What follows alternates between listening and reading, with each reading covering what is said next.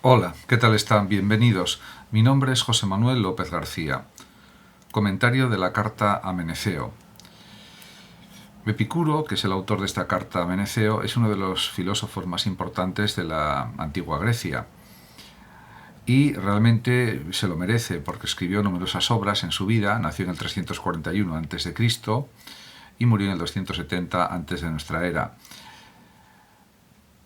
Fundó, como se sabe, la escuela del epicureísmo, la escuela del jardín, y pues entre sus enseñanzas destaca que pues no hay que tener miedo a la muerte, no hay que tener miedo al sufrimiento, al mal, etc.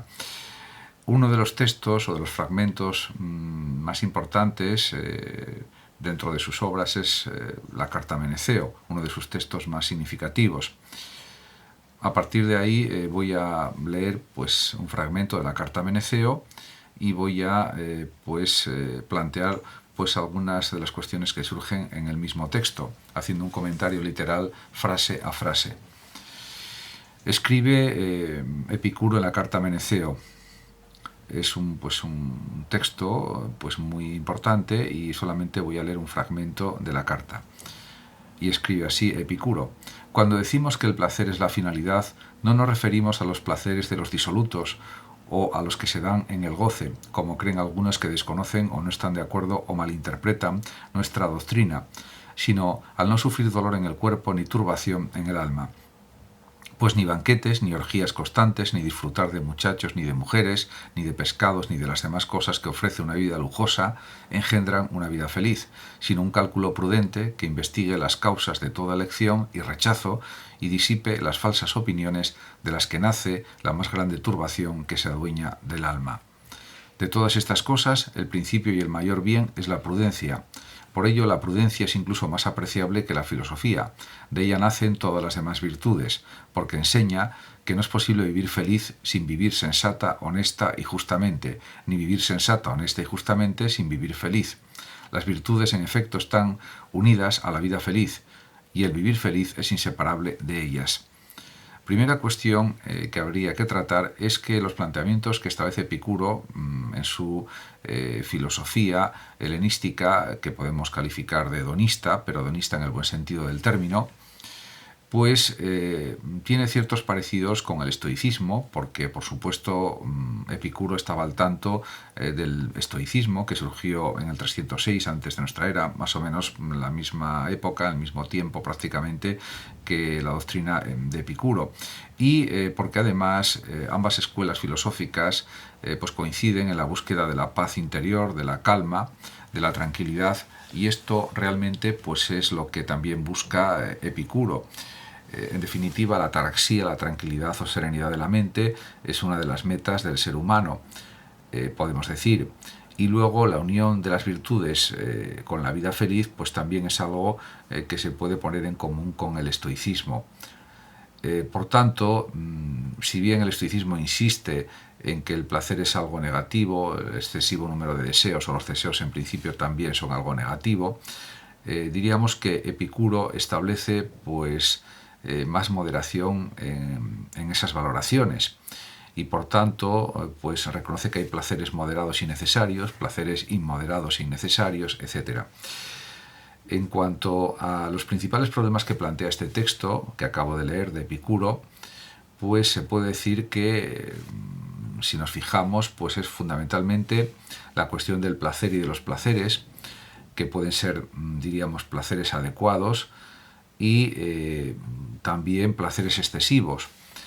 Si son placeres excesivos sería adoptar un hedonismo claramente inadecuado. Y luego también el texto trata el tema del exceso de goces, que eso es algo también contraproducente porque daña al cuerpo, etcétera, los excesos de todo tipo. En ese sentido, el texto está bastante claro. Y luego también insiste en el valor de la prudencia, quizás influido en parte, al menos, por las doctrinas de Aristóteles, ya que Epicuro, aunque pues no llegó probablemente a conocer a Aristóteles, sí pues sabía de sus enseñanzas, de sus clases, de sus libros, y pues incluso quizás pudiera escuchar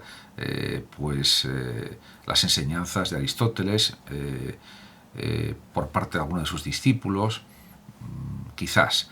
En cualquier caso, él conocía la filosofía también de Aristóteles y, pues como se sabe, el término medio está muy relacionado con la prudencia en la ética aristotélica, y Aristóteles insiste mucho en la cuestión de la prudencia. Por supuesto, podemos decir que Epicuro es original cuando habla de la prudencia, pero ahí al menos coincide en ese punto concreto con los planteamientos aristotélicos. Y por tanto, aunque considera Epicuro que es más apreciable la prudencia que la filosofía, también es verdad que se puede decir que la prudencia está englobada dentro de la reflexión filosófica. Por lo tanto, pues es verdad que prudencia y filosofía vienen a ser lo mismo, y de ella nacen todas las demás virtudes, como incluso reconoce el propio Epicuro. En definitiva, también Epicuro pues, da consejos que podemos decir que son genéricos o que son generales, porque no especifica de una manera pues, muy minuciosa o muy precisa qué tipo de vida hay que tener, pero sí establece una especie de reglas generales, como es vivir sensata, honesta y justamente. Si se vive de forma sensata, honesta y justa, pues diríamos se alcanzará la paz mental, se alcanzará la tranquilidad, tendremos buenas relaciones con los demás y con uno mismo, y nos sentiremos felices en la medida en que podemos decir que una persona puede ser feliz en este planeta, en este mundo, porque sabemos que hay que resistir a las adversidades, a los problemas, y por supuesto luchar por vencer los problemas y luchar para intentar ser feliz de una forma, por supuesto, pacífica y prudente.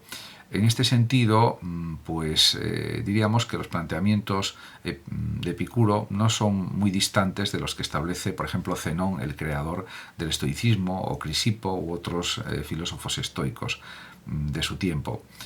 Entonces, en ese sentido, podemos decir que la vigencia del pensamiento ético de Epicuro es muy grande, porque establece una relación muy diáfana, muy clara entre la felicidad y el placer, y está rechazando cualquier tipo de consumismo, de materialismo, a pesar de que es verdad que Epicuro se basó en cuanto a su física y pues a su tratamiento científico de lo que es la realidad en las enseñanzas del atomismo, por supuesto de Demócrito y de Leucipo, fundamentalmente de Demócrito, y en ese sentido, aunque se le puede considerar un filósofo helenístico materialista, lo es en el sentido puramente pues epistemológico, ontológico, pero no en el sentido común que se suele dar al término materialismo. Es un materialismo de tipo ontológico, filosófico y epistemológico, como ya he dicho.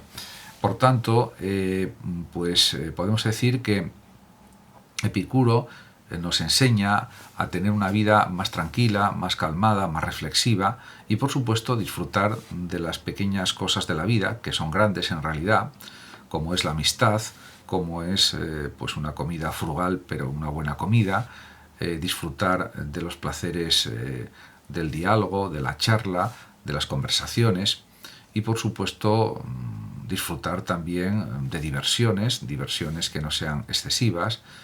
Y también, por supuesto, Epicuro vería con buenos ojos, por ejemplo, lo que se aprende y lo que la persona aprovecha de sus viajes, por ejemplo, viajes de placer o viajes para conocer, que en realidad vienen a ser lo mismo.